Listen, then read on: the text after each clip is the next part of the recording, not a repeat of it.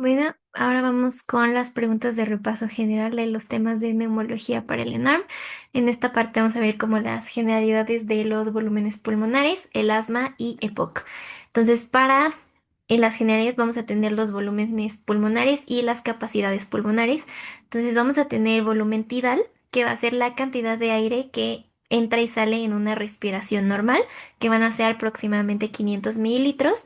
El volumen de reserva inspiratorio, que es la cantidad de aire que se inspira después de una respiración normal, que llega a ser 3,5 litros.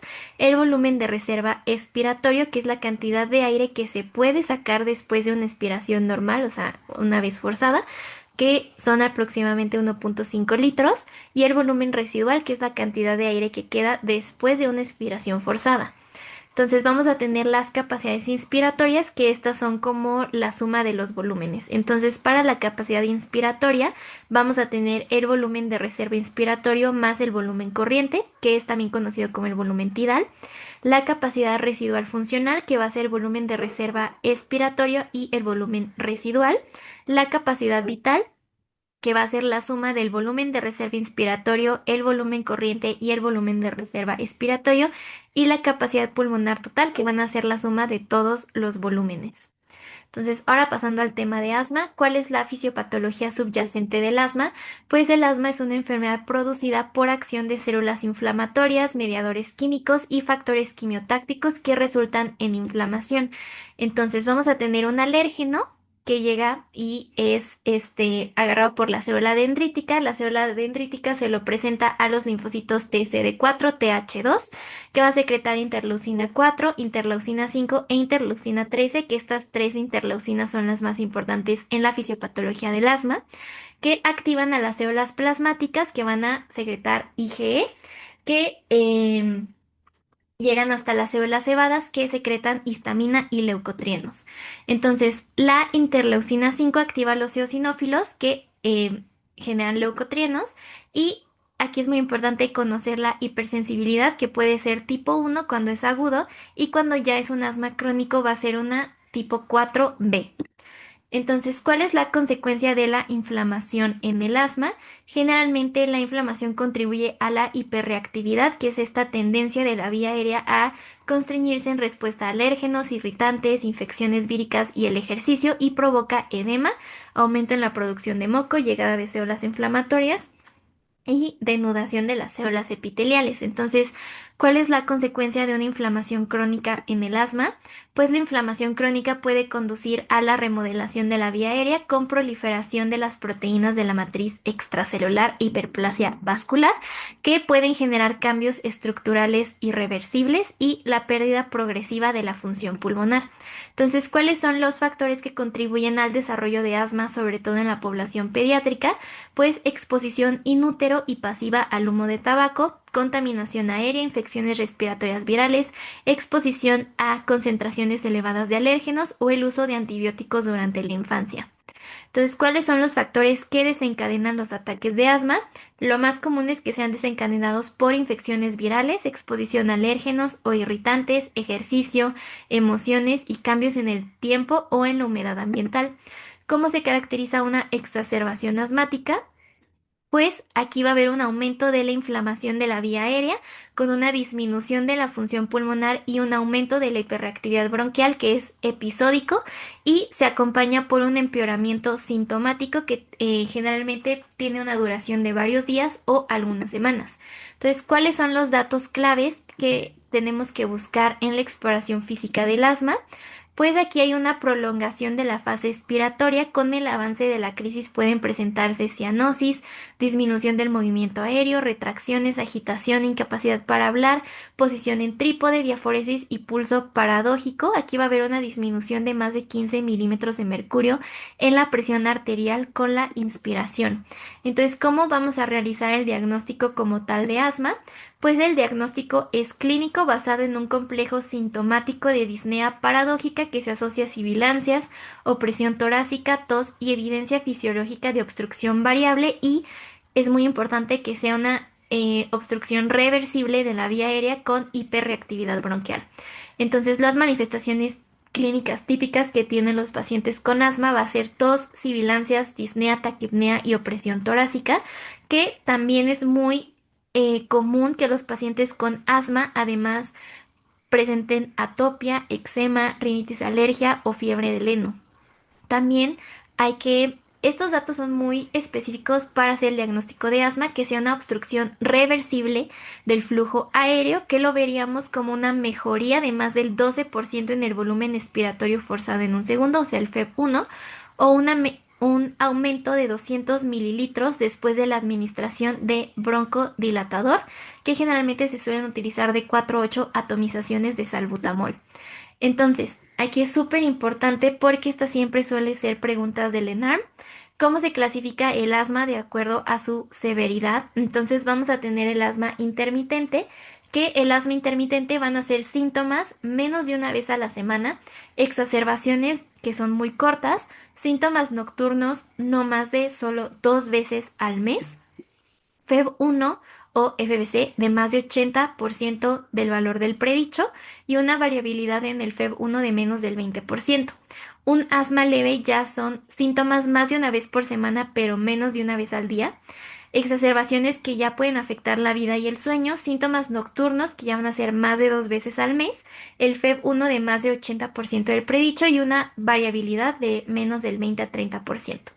Un asma persistente moderada van a ser síntomas que ya son diarios de todos los días, exacerbaciones que ya afectan la actividad y el sueño, síntomas nocturnos más de una vez a la semana, uso diario de beta 2 agonistas de acción corta inhalados con un FEV1 entre el 60 y el 80% del predicho con una variabilidad de más del 30% y el asma persistente grave que van a ser síntomas diurnos y nocturnos todos los días, exacerbaciones frecuentes, limitación de las actividades físicas, un FEV1 de menos del 60% del predicho con una variabilidad de más del 30%. Entonces es muy importante aprenderse estas cuatro, digo, grados de severidad, que solo podemos tener asma intermitente, que es muy esporádicamente síntomas menos de una vez a la semana, rara vez síntomas nocturnos al mes. Ese es un asma intermitente, o sea, un paciente que generalmente es normal y algunas veces tiene exacerbaciones o estos síntomas. Luego pasamos al asma leve, que como tal sería un asma persistente, pero no tiene este nombre, es asma leve, que aquí los síntomas sí pasan más de una vez por semana, pero menos de una vez al día, o sea, sí es un paciente que tiene más repercusiones en su vida y el sueño. Los síntomas nocturnos son un poco más frecuentes, pero igual muy raros. Luego el asma persistente moderada, aquí la clave es que el paciente tiene síntomas todos los días. Todos los días tiene asma, pero los síntomas nocturnos rara vez en la semana, o sea, más de una vez a la semana, pero no todos los días. Y para diferenciarla de una persistente ya grave, es que tiene todos los síntomas todos los días y también tiene síntomas en las noches. Eso es como las claves como para diferenciar la severidad de los grados del asma. Entonces, ¿cuáles son los estudios que se utilizan en el asma? Pues se recomienda realizar una espirometría inicial para establecer la severidad del asma, que es lo que veíamos con el FEV1. Se sugiere que se repita de manera anual para evaluar la pérdida de la función pulmonar. ¿Cuál es el tratamiento escalonado? Porque en el asma vamos a tener un tratamiento que podemos ir escalonando dependiendo de la severidad y de la edad de los pacientes. Entonces, ¿cuál es el tratamiento escalonado recomendado para los niños entre 0 a 4 años de edad? Primero, el primer paso, si es un asma intermitente, de que es síntomas rara vez en el mes, empezamos con beta 2 agonistas de acción corta a demanda. O sea, si tiene síntomas, se hace sus nebulizaciones y con eso se trata el paciente. El paso 2 ya si es un asma persistente leve, un asma leve, es un corticoide inhalado a dosis bajas, que generalmente el Montelukast puede ser la alternativa a estos. El paso 3 ya si es un asma persistente moderada o severa, se da corticoide inhalado a dosis moderadas. Y el paso 4 ya es una asma persistente moderada y severa, que pues los síntomas ya son muchísimo más frecuentes, que se da corticoide inhalado a dosis, o sea, dosis altas más Montelukast o un agonista beta 2 de acción corta como el salmeterol o formoterol. El paso 5 ya es un asma persistente moderado o severo, de que los síntomas siguen muy frecuentes. Corticoide inhalado a dosis altas más Montelukast o agonista beta 2 de acción prolongada. El paso 6 ya es un corticoide inhalado a dosis altas más Montelukast o agonista beta 2 de acción prolongada con o sin un corticoide oral. Entonces vamos añadiendo los medicamentos de acuerdo a la severidad y cada cuánto tiene los síntomas el paciente. Entonces, ¿cuál es el tratamiento escalonado para los niños de 4 a 12 años? Para el asma intermitente podemos dar beta 2 agonistas de acción corta a demanda. Si es un asma persistente leve, pues corticoide inhalado a dosis bajas, antagonistas de receptor de leucotrienos o cromoglicato o teofilina como alternativas. Para un asma persistente moderado a severo, corticoide inhalado a dosis bajas o un corticoide inhalado a dosis bajas más un agonista beta 2 de acción prolongada o un antagonista de receptor de leucotrienos o teofilina. Para un asma persistente severo, ya vamos a dar corticoide inhalado a dosis intermedias más agonista beta 2 de acción prolongada. Y un paso 5 es un asma persistente severo con corticoide inhalado a dosis intermedias más agonista beta 2 de acción prolongada. Y para un asma persistente severo que pues no mejora, corticoide inhalado a dosis altas con agonista beta 2 de acción prolongada más un corticoide oral. Entonces, ¿cuál es el tratamiento escalonado en pacientes con asma ya mayores de 12 años? Pues igual. Para el asma intermitente, agonistas beta 2 de acción corta demanda. Para el persistente leve, corticoide inhalado a dosis baja. Siempre iniciamos con los inhalados y luego ya nos vamos como a los orales. Para el asma persistente moderado, corticoide inhalado a dosis intermedias o corticoide inhalado a dosis bajas más un beta 2 agonista de acción prolongada. Un asma persistente severo, corticoide inhalado a dosis intermedias más un beta agonista de acción prolongada. Para, si no mejora, vamos a dar corticoides inhalado a dosis altas más beta 2 agonista de acción prolongada. Y también aquí se puede utilizar el omalizumab, que se considera en caso de alergias. Para el paso 6, que es un asma persistente severo que no mejora, los corticoides inhalados a dosis altas más agonista beta de acción prolongada y corticoide oral. El omalizumab se considera cuando hay casos de alergias, porque es un anticuerpo contra IgE. Entonces, ¿cuál es el manejo recomendado en caso de exacerbaciones de asma? Pues el manejo inmediato es la administración de oxígeno a flujo controlado, que puede ser de 2 a 4 litros por minuto, agonistas beta 2 de acción corta, que va a ser el salbutamol, que son la piedra angular para las exacerbaciones. En caso de ausencia de respuesta a estos beta 2 agonistas, se puede añadir hipatropio, que es un anticolinérgico. Los corticoides sistémicos deben iniciarse de manera temprana en el tratamiento de las exacerbaciones y en pacientes que persisten con el broncoespasmo después de la terapia con broncodilatador se les puede dar sulfato de magnesio para estabilizar las membranas de músculo liso pulmonares. Entonces, ahora pasando al EPOC. ¿Qué es el EPOC?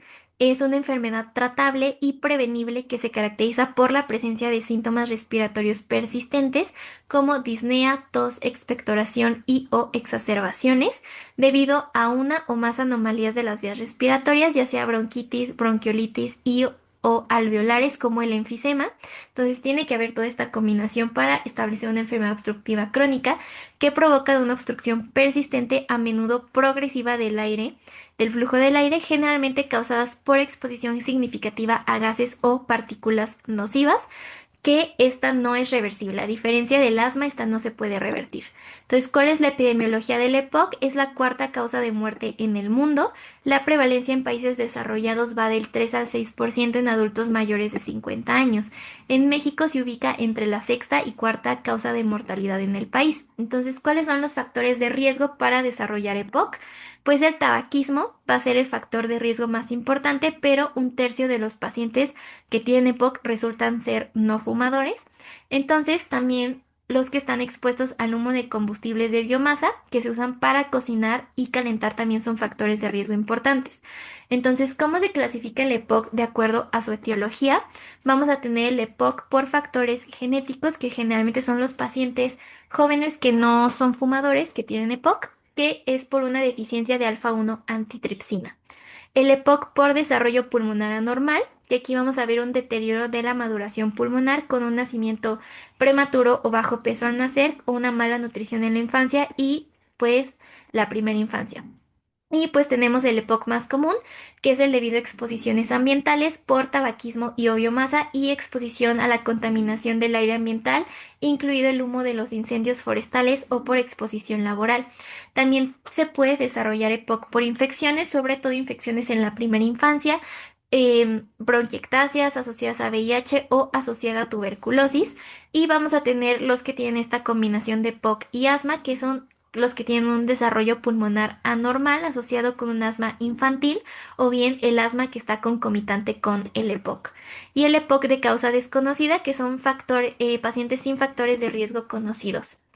Entonces, ¿cuál es la fisiopatología subyacente del EPOC? Aquí, pues las vías respiratorias pequeñas se estrechan a través del engrosamiento de la pared periférica bronquiolar por inflamación y un estrechamiento fijo como resultado de fibrosis, ruptura de las uniones alveolares como resultado del enfisema y también una oclusión luminal por moco y exudado inflamatorio. Todas estas características hacen como tal el diagnóstico de EPOC. Entonces, ¿cuáles son las principales características que vamos a obtener para establecer esto que se conoce como EPOC? Pues bronquiolitis obstructiva, enfisema y en muchos casos la hipersecreción de moco, que es lo que se conoce como una bronquitis crónica. Vamos a tener también cambios estructurales en las arteriolas pulmonares, que son comunes, con un aumento del engrosamiento de la íntima y proliferación del músculo liso vascular, asimismo como la vasoconstricción hipóxica. Entonces, ¿cuál suele ser la presentación típica de un paciente con EPOC? Pues la mayoría de los pacientes se presentan con por lo menos 40 años de edad y tienen una historia significativa de tabaquismo o de exposición al humo de tabaco con un índice tabáquico, que bueno, el índice tabáquico se calcula con el número de cigarrillos al día por los años que lleva fumando el paciente entre 20 y el riesgo de POC aumenta cuando es arriba de 10 este índice tabáquico, específicamente 14, y pues arriba un índice tabáquico de más de 20 tiene mayor riesgo de desarrollar cáncer pulmonar. Entonces, ¿cuáles suelen ser los síntomas presentados? Pues la disnea se presenta en más del 70% de los pacientes, que suele empeorar con el ejercicio, una tos crónica en el 60%, que se conoce como esta tos de fumador, producción de moco en un 63%, que puede ser indicativa de bronquitis crónica si dura más de 3 meses por año durante 2 años consecutivos. Entonces, ¿cómo se caracteriza un EPOC leve? Pues se manifiesta con tos intermitente de predominio matutino, que también puede presentarse infecciones respiratorias recurrentes y disnea con el ejercicio vigoroso. ¿Cómo se caracteriza el EPOC severo? Pues es la progresión de la disnea, desarrollo de cor pulmonale que se acompaña de pérdida ponderal, cefalea matutina, mareo por hipercapnia, edema de las extremidades inferiores. Entonces, en la exploración física podemos encontrar una hiperinsuflación de tórax, que es lo que se conoce como el tórax de barril, uso de músculos respiratorios accesorios, hiperresonancia a la percusión, disminución del movimiento diafragmático, apagamiento de los sonidos respiratorios y prolongación de la expiración y sibilancias expiratorias. Entonces, ¿cuál es el estudio diagnóstico recomendado? Pues se debe realizar la espirometría debido a su gran precisión diagnóstica en toda persona mayor de 40 años que presente los síntomas típicos como disnea, tos, esputo, sobre todo si cuenta con el antecedente de exposición de tabaco o biomasa. Entonces, para hacer el diagnóstico de POC se confirma cuando la persona con síntomas presenta una limitación irreversible del flujo aéreo, o sea, cuando la relación FeB1-FBC sea menor de 0,7, o sea, del 70%. Entonces, para aquí puse un algoritmo para interpretar de manera rápida en el ENARM, en los casos clínicos, las espirometrías. Entonces, el primer paso que tenemos que hacer es revisar la relación FeB1-FBC. Si es más de 0,70, o sea, más del 70%, es algo que nos indica de una persona normal o un patrón sugestivo de restricción. Aquí después de esto tenemos que fijarnos específicamente en el FBC solamente. Si es más del 80% es una persona normal y si es menos del 80% ya es un patrón sugestivo de restricción. Si por el contrario la relación FEB1-FBC es menos del 70%, o sea, menos de 0,7, es un patrón obstructivo o mixto donde se encuentra el EPOC y el asma. Para el FBC, si es más del 80% es un patrón obstructivo, como sería en el caso de un EPOC o asma, y menos del 80% sería un patrón mixto. Entonces, ¿Cómo se estadifica? Generalmente debe realizarse la espirometría post-broncodilatador para ver el FEV1 post-broncodilatador, o sea, cuánto mejora. Si es un GOLD 1, vamos a clasificarlo como leve cuando el FEV1 está a más del 80%. El Gold 2 o moderado va a ser un FEV1 entre 50 a 79%. El Gold 3, que es severo, del FEV1 entre 30 a 49%. El Gold 4 ya es un muy severo, que es un FEV1 de menos de 30%. Entonces, ¿cuándo debe considerarse la determinación de alfa 1 antitripsina? Pues se debe considerar en pacientes menores de 45 años sin antecedentes de riesgo. Entonces, generalmente vamos a tener estos grupos de pacientes, por ejemplo, el grupo A, B, C y D. Entonces, dentro del grupo A vamos a tener a los pacientes que tienen de 0 a 1 exacerbaciones moderadas que no llegaron a un ingreso hospitalario. Y vamos a tener la escala de CAT o el MMRC. Si es entre 0 y un CAT menos de 10 es un grupo A.